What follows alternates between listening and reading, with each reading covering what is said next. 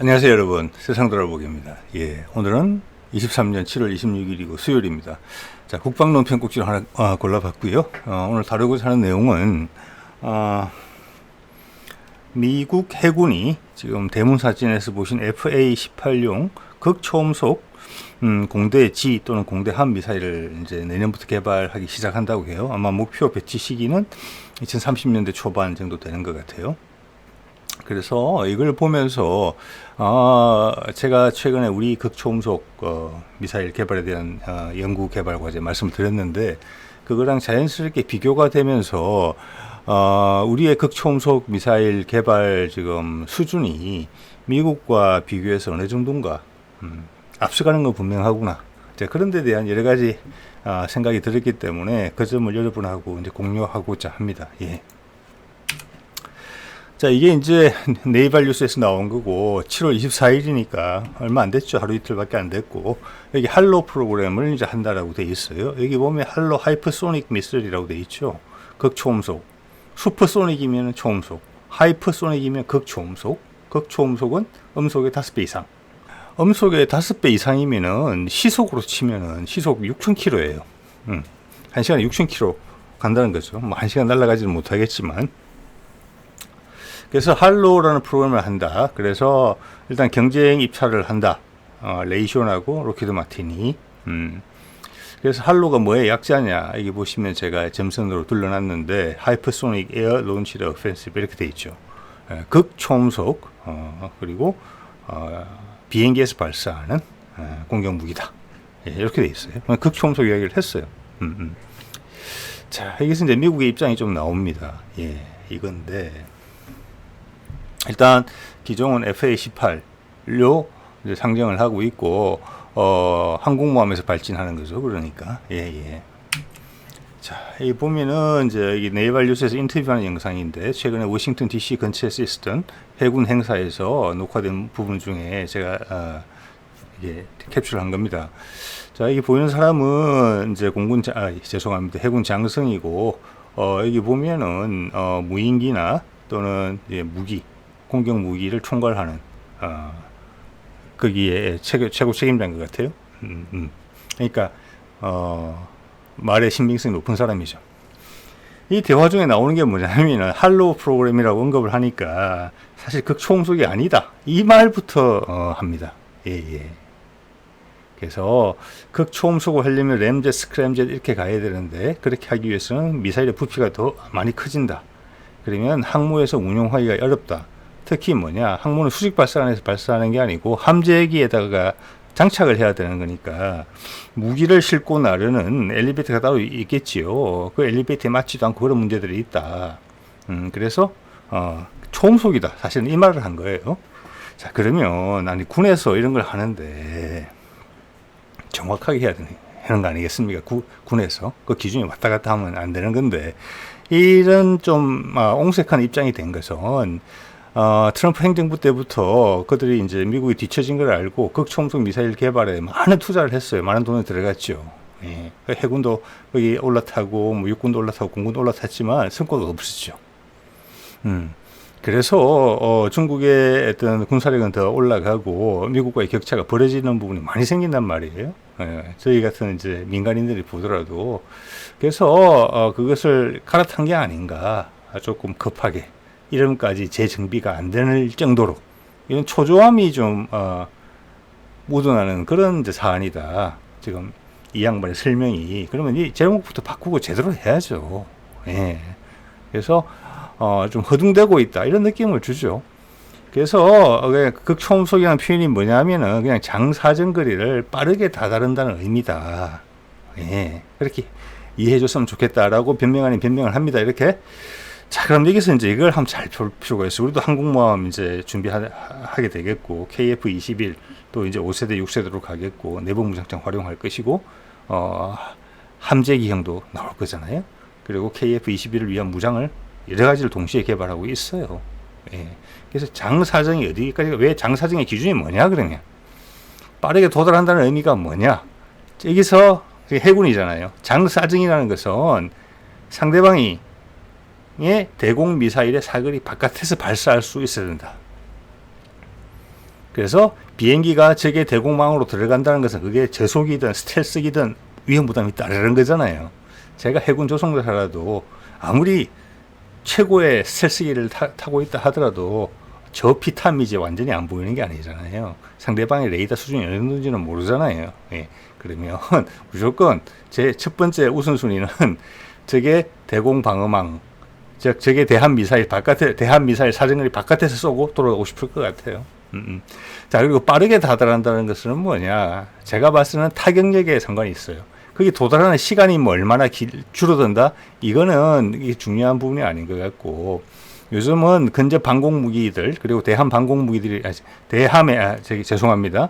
함정의 대공 방어 능력들이 많이 올라갔기 때문에 예전같이 아음속 미사일로 가서는 타격을 못할 가능성이 높다. 그걸 이야기하고 있는 거예요.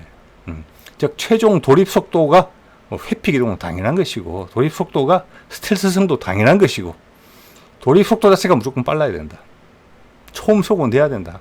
마하 2, 3은 넘어야 된다는 게 이야기예요. 근데 미국이 지금 가진 미사일은 다 암속이거든요. 사거리가 그렇게 길지도 않고.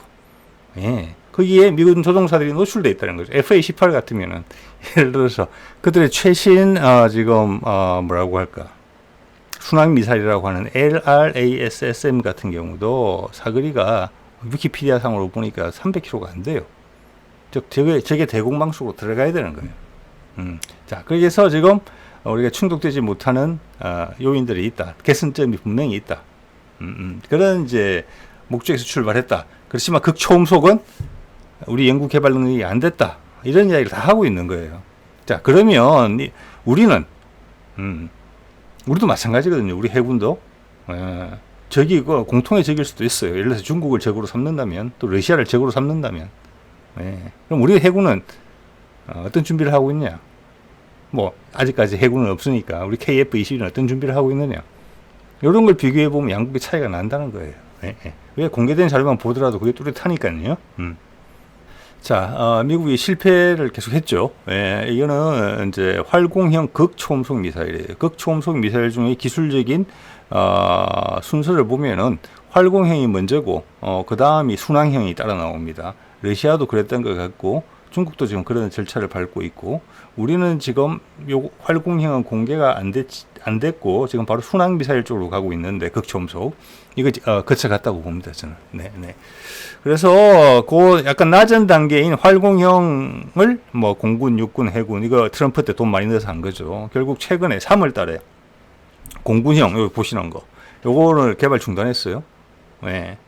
그래서 뭐 해군형하고 육군형 어찌 되는지 모르겠어요. 그렇지만 이 큰 걸림돌이 있는 것은 분명해요. 그렇기 때문에 극초음속 순항은 본격화시키지를 못하는 겁니다. 비록 뭐 모르겠습니다. 70년대, 80년대 미국이 그 분야에서 선도적인 위치에 있었는지는 모르겠으나 그 뒤로 갈고닦지 않았기 때문에 이제는 다른 나라보다 못하다. 이걸 솔직하게 이제 느낄 수가 있는 거예요. 그들도 인정하는 거죠, 이거를. 자, 이게 이제 KF-21의 이제 무장, 작년 DX 코리아에 나왔던 건데, 이게 눈길을 끄는 무장이 있죠. 오른쪽에 빨간 표시되어 있는 거. 저거는 분명히 미티어 대공 미사일보다는 커요. 일단 직경이 크고 길이도 살짝 길어요. 그렇지만 내부 무장창에 못 들어갈 정도는 아니에요. 이게 지금 우리가 개발하고 있는 덕티드 램젯 기반의 공대함 내지는 공대지 미사일이에요. 또는 대방사 미사일이기도 하고. 제가 보기에는 미국이 개발하려고 하는 게 이거 같거든요. 지금 이런 형식을 개발하려고 하는 것 같아요. 크기도 그렇고 사거리도 그렇고. 우리도 지금 500km 이상을 생각하는 거잖아요.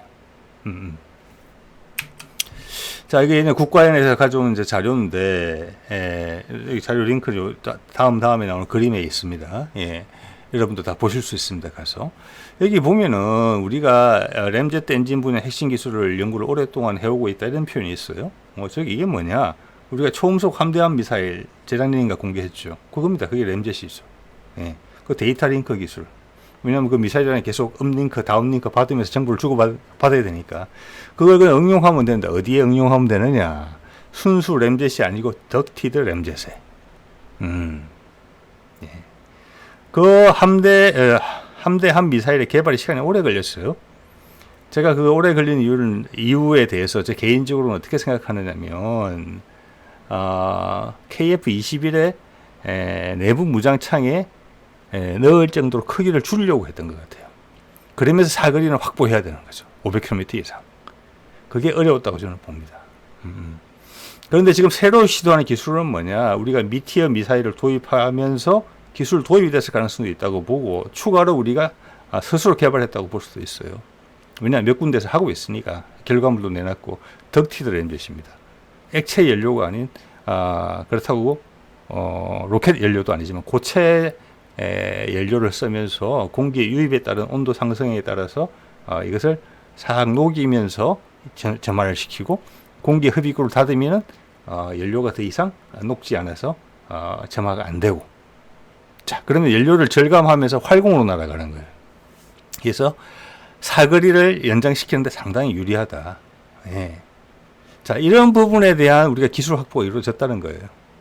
그래서 미티어 미사일도 우리 국산을 하는 거잖아요. 그것도 램젯 기반, 좀 전에 말씀드린 덕티드 램젯이라는 게 중요합니다. 공기를 들였다 놨다, 들였다 닫았다 하면서 사거리를 극대화시키는 거. 그래서 한 200km 이상은 나와야 된다. 그리고 그것을 공대 함용으로 좀 더 타격력을 키워야 되겠죠. 탄두가 커지니까 200km 이상은 들어가야 되니까. 그러려면은 미사일이 커지죠. 예. 사거리도 길어져야 된다. 500km 이상 그것도. 예. 그것도 덕티드 램젯으로 개발하겠다. 이런 이야기가 돼 있잖아요. 400ml급 말 다 해주고 있어요. 좀 전에 보신 그림 속에 있는 미사일 400ml급이에요. 직경이. 예. 유사한 급의 일본 미사일 오늘 뒤에 말씀드리겠습니다만 ASM-3는 350mm의 직경이 파괴력이 더 크다고 간접적으로 알 수 있어요. 그것과 200mm급의 공대공 미사일, 저거는 미티어의 국산형을 의미하는 것 같아요. 그래서 이게 덕티드 램젯 기반이 기존의 로켓 기반보다는 비싸다.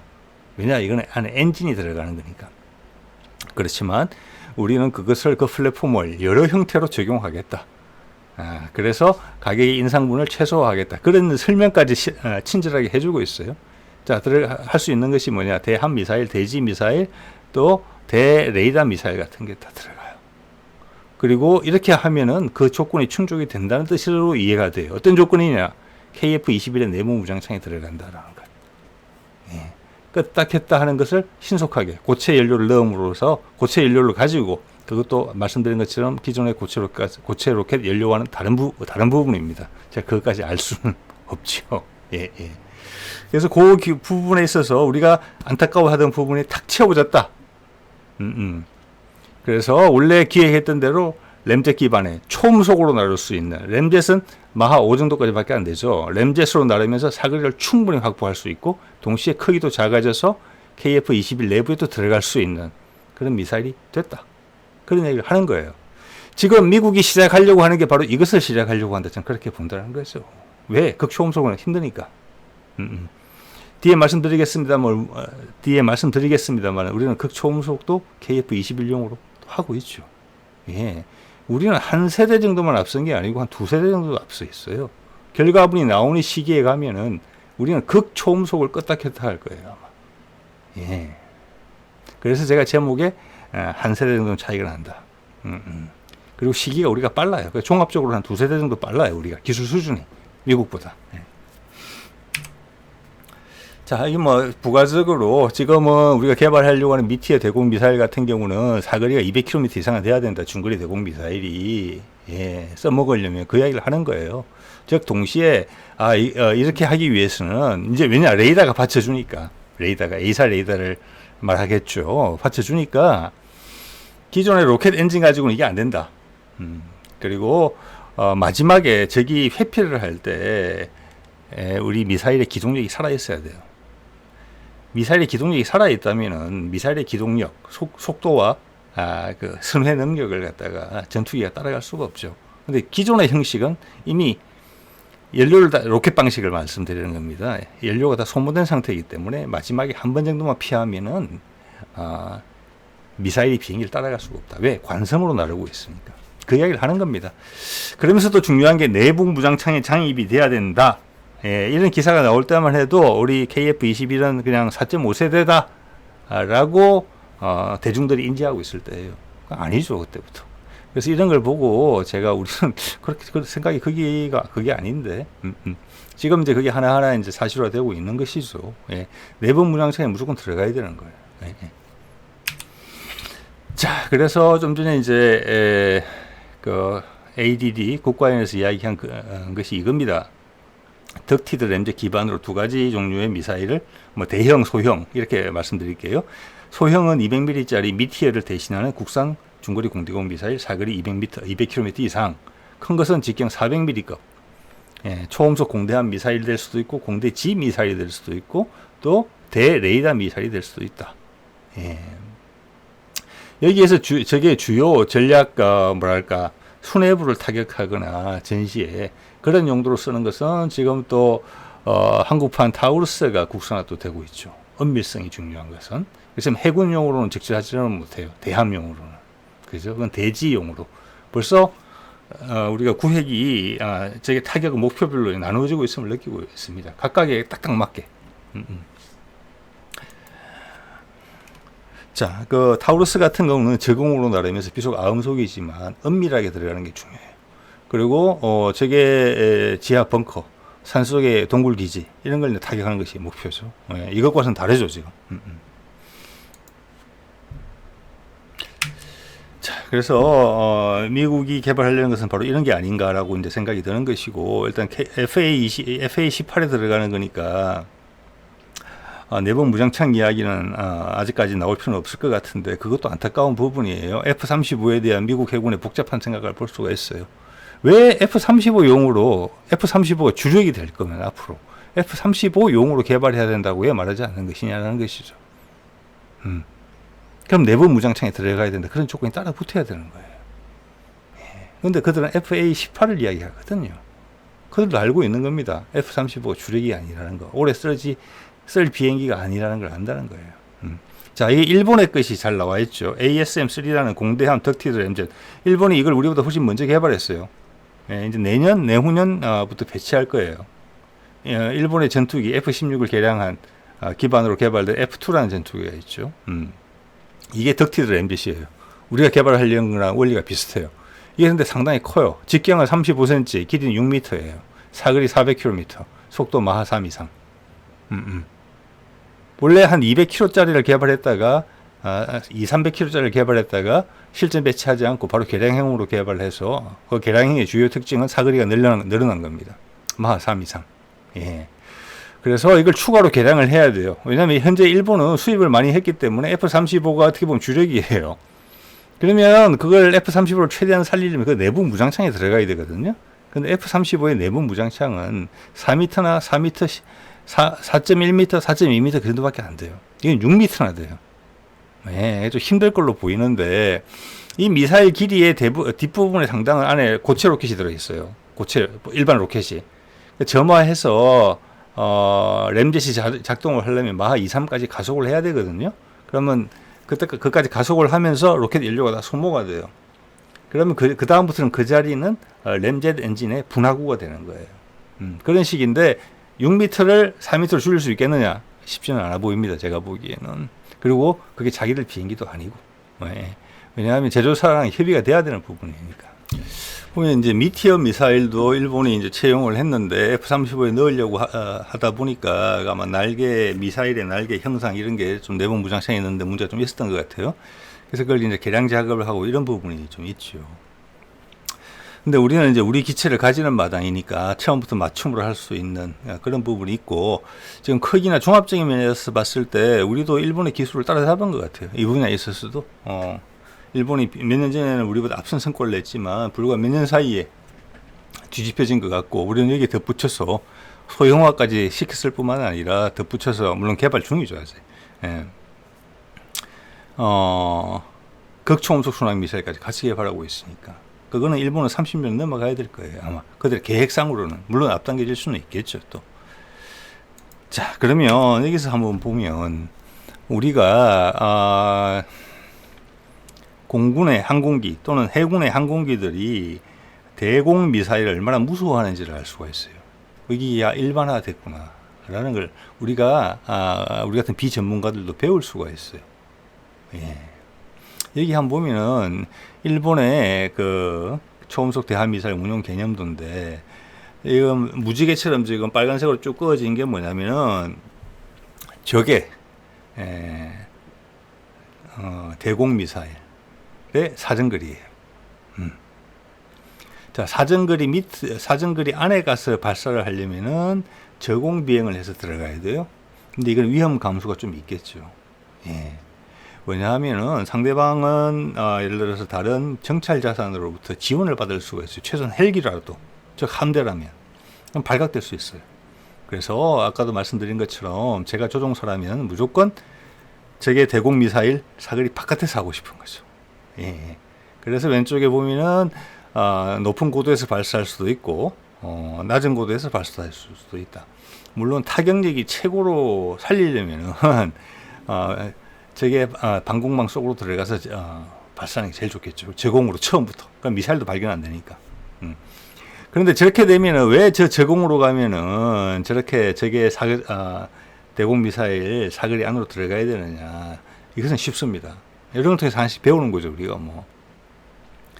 저공으로 날게 되면은 미사일이 상당히 대기에 마찰을 많이 받게 됩니다. 공기 밀도가 제일 높은 곳이거든요. 그래서 사거리가 짧아져요. 높게 쏘면 활공을 할 수 있거든요. 공기 밀도도 낮고. 예를 들어서 뭐 고도 한 20-30km만 올라가더라도 공기 밀도가 뭐 지상 대비 아주 낮잖아요. 뭐 한 10%도 안 될 거예요.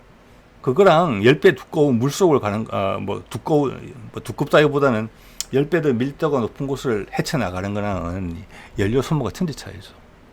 대신 근데 고도가 높으면 쉽게 발각되죠. 그러니까 제일 선호하는 것은 높은 고도에서 대공 미사일 사거리 바깥에서 쏘고 가는 거고, 미사일은 일단 가까워지면 저게 근접 방공망이 이제 손을 댈 것 같으면 그때부터는 제공으로 날아간다. 뭐 이런 거겠죠. 그래서 종합적으로 이 사진을 보면서 이 그림을 보면서 드는 느낌은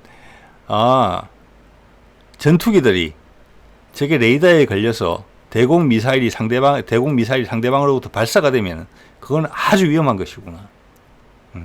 그것은 일본 해군뿐만이 아니라 중국 해군, 미국 해군, 러시아 해군, 우리 해군도 마찬가지겠구나. 이렇기 때문에 미사일의 사정거리가 무조건 길어져야 된다.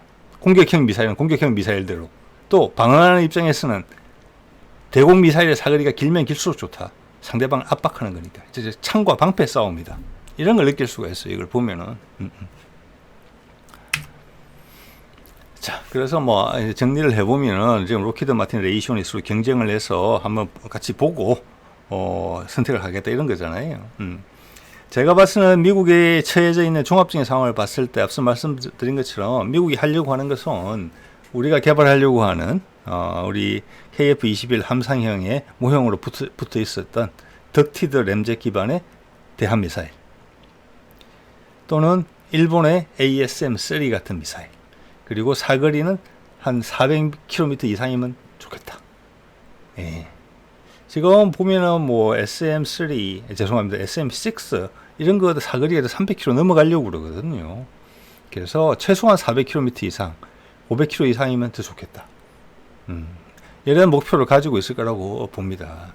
또 말씀드린 것처럼 이제 램젯 기반은 엔진이잖아요. 로켓 연료가 타서 나중에 마지막에 돌입하는 게 아니고 끝까지 출력이 살아있기 때문에 저게 방공망에 격추당할 가능성이 훨씬 낮아요. 타격력이 높다는 거죠. 그게 또 핵심이에요. 네, 그러면서 사거리가 길어져야 되고, 그러려면은 이런 램젯 기반밖에는 선택지가 없는 거예요. 물론 로켓도 크면 멀리 보낼 수 있겠지만 그러면 비행기 실을 수가 없는 거죠. 예. 자, 그래서 어떻게 보면 예전에 순항 미사일 터보젯 기반이 램젯 기반으로 전체적으로 업그레이드 됐다 이렇게 보시면 돼요. 사거리란 면에서, 그리고 타격력이란 면에서, 빠르면 타격력도 좋아지니까. 현재 서방도 보면은 근접 방공 미사일들이 지금 예를 들어서 마하 2 정도 넘어가면 아직 확신이 없잖아요. 그리고 극초음속도 예를 들어서 뭐 초음속도 마하 4, 5 이렇게 넘어가면은 그들의 방공 미사일도 지금 자신이 없어 해요. 그래서 러시아의 지르콘이 무서운 겁니다. 마하 6, 7 요격 못한다고 봅니다. 예. 자, 또 하나 보면 이런 사진이 있어요. 지금 이제 LRAASM이라고 해서 소위 스텔스 순항 미사일이에요. 네, 이거 로키드 마틴에서 개발했는데 저는 이거 예전에 한번 다룬 적이 있는데, 왜냐하면은 F-35도 로키드 마틴이고 LRAASM도 로키드 마틴이에요. F-35와 같은 시기에 개발됐어요. 제가 보기에는 이게 직경이 64cm예요. 길이 4.26m인데 이게 F-35 내부 무장창에 안 들어가요. 길이 좀 길게 해야 돼요. 그래서 이걸 보면은 F-35의 내부 무장창의 길이가 한 4.1, 2? 이 정도밖에 안 된다는 걸 알 수가 있어요. 어떻게 같은 회사에서 개발했는데 그게 안 맞는지 모르겠어요. 네, 그래서 이게 상당히 산으로 간 프로젝트다, F-35가. 이렇게 알 수 있고, 현재는 스텔스성을 강조하는데 기본적으로는 아음속이에요. 아음속. 그리고 사거리가 위키피디아 상으로는 230km밖에 안 돼요. 저게 대공망에 걸린다는 거예요. 그래서 이게 지금 불충분하다는 거예요. 아음속에다가 아무리 스텔스 도료를 칠했겠지만 그거는 다른 나라 미사일들도 다 마찬가지예요. 스텔스 기술이 일반화됐거든요. 빨라야 돼요. 사거리 길어야 되고, 이게 욕구를 충족 못 시킨다는 거예요 지금. 그래서 새로운 미사일이 필요하다는 거죠. 처음에는 하이퍼소닉 극초음속으로 하려고 했는데 기술적으로 못 따라가게 되니까 갑작스럽게 초음속으로 주저앉은 거죠. 그래서 저는 그것을 덕티드 램젯이라고 이제 본다는 거예요. 자, 참고로 뒤에도 말씀드리겠습니다만은 우리 KF-21의 길이는, 내부 무장창의 길이는 사실 두께는 별로 중요하지 않아요. 여기도 64cm도 들어가고 20cm도 들어가고 두 개 들어갈 게 한 개 들어가고 이렇게 줄이면 돼요. 근데 길이는 맞아야 돼요. 우리 KF-21의 내부 무장창은 한 4.5m 정도 되는 걸로 저는 추정을 합니다. 예. 그래서 이것을 지금 해군에서 F-35 기존에 가지고 있는 거에 좀 달게 해달라, 이거를 이렇게 나와서 로키드 마틴에서 그림을 제시한 거예요. 제조사잖아요. 말 안 되는 그림을 그렸을 리는 없거든요. 이거 보세요. 날개 밑에 달아놨잖아요. 이 스텔스 전투기. 이건 아닌 거죠. 이게 현재 미국이 보여주는 어떤 미국의 상황을 보여주는 상징 같아요. 이런 거예요 지금. 자, 그러다가 추가로 개발하는 사거리가 더 길고 더 빠른 미사일은 여기 안 싣고 FA-18에 싣겠다잖아요. 우리는 KF-21의 내부 무장창에 넣을 수 있다고 하면서 개발하고 있는데, 예, 이겁니다 지금 상황이. 그래서 제가 뭐 한 세대, 두 세대 차이 난다는 이야기를 드리는 겁니다. 종합적인 면에서는 더 차이가 날 수도 있어요. 전체적인 전력이라는 면에서는 해군 함재기의 전력이라고 딱 국한시켜서 이야기를 할 때 해본다면은, 자, 이거는 이제 우리 예전에 제가 소개해드렸던 과제죠. 이 링크는 끝에 달아놓겠습니다. 공중 발사라고 분명히 되어 있죠. 예. 우리는 사실은 폭격기도 없잖아요. 공중 발사는 KF-21이에요. 초고속, 여기는 극초음속을 이야기합니다. 그리고 미사일의 형성 자체가 일단 스크램젯, 우리는 이제 이중 램제트라고 이야기를 하더라고요. 이중 램제트는 램제트도 되고 스크램제트도 된다, 동시에 구현했다, 이런 이야기고요. 즉 마하 한 3에서부터 마하 6, 7 최소한 그 정도까지는 간다. 예. 그래서 여기는 우리가 하는 것은 이중 램제트만 실현했을 뿐만 아니라, 이렇게 되면은 제가 봐서 이중 램제트가 바로 구현이 되면 큰 장점이 뒤에 부스터가 많이 줄일 수 있다고 봐요. 그게 안 되면 단계적으로 올라가고 램제트 따로 하고 스크램젯 따로 해야 되거든요. 그래서 이거는 지금 기술적 방향이에요. 미국도 이런 식으로 가고 있어요. 예, 차세대 엔진 같은 걸 보면은. 그래서 크기를 줄이고, 여기서 핵심적인 거는 활공체가 있어요. 활공체. 즉 사거리를 늘리고 싶다.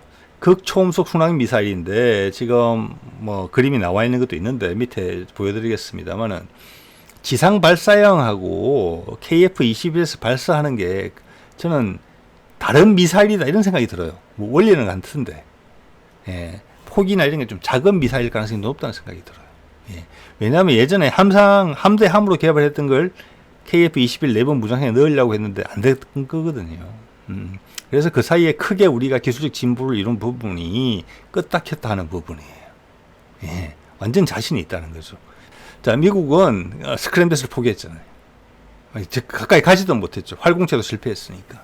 예, 우리는 거기서 벌써 한 단계 더 넘어서 다른 이야기를 하고 있어요. 예. 자, 그러면 램제트, 이중 램제트 기반인데 KF-21 내부 무장창에 들어가면서 사거리가 확보가 되려면 어떻게 해야 되느냐? 엔진을 껐다 켰다 해야 된다. 그래서 활공 상태로 날아갈 수 있어야 된다. 저기 이 말은 극초음속으로 나르는 거예요. 왜냐? 이 몸뚱아리만 남아서 날아갈 때는 부스트가 없을 때는 스크램젯 아니면 램젯이거든요. 램젯 속도 이하로 떨어지면 램젯 시동이 안 돼요. 예. 그러니까 스크램젯 상태에서 초고속일 때 엔진을 끄는 거예요. 그럼 속도가 떨어지면서 활공을 하겠죠. 그러다가 마하 2, 3 정도까지 떨어지면 램젯이 다시 가동이 돼야 돼요. 자, 그 기술을 우리가 확보했다는 거예요.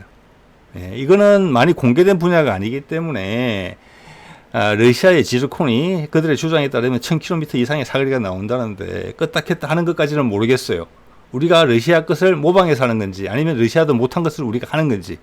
러시아도 못한 걸 우리가 한다 그러면 같은 값이면 1000km보다 훨씬 넘게 나온다는 거예요. 우리가 지금 이건 전략 무기죠. 이래 되면 막을 수 없는. 돌입할 때는 최고속으로 돌입할 거 아니에요. 마하 6 이상으로 6, 7 이상으로 못 막죠. 그게 뭐든지 간에. 예. 그래서 항공기용으로는 이걸 작게 만든 다음에 왜 길이가 4.5m는 한계가 있으니까 활공을 이용해서 몸체를 최대한 줄였다. 길이를. 그렇지만 사거리를 크게 손에 안 보게 했다. 예.